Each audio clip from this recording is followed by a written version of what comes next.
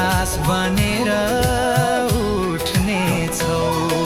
सडकमा गुन्जिएको हाम्रो स्वर अब सत्ताको ढोका हल्लाउँछ।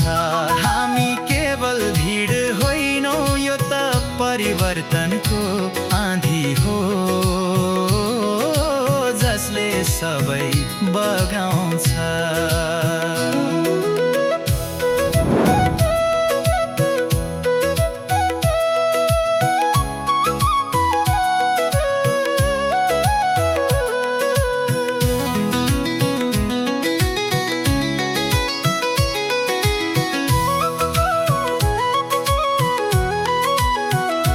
हामी भित्र क्रान्तिको आगो बल्छ, जसले अँध्यारो चिर्दै उज्यालो ल्याउँछ।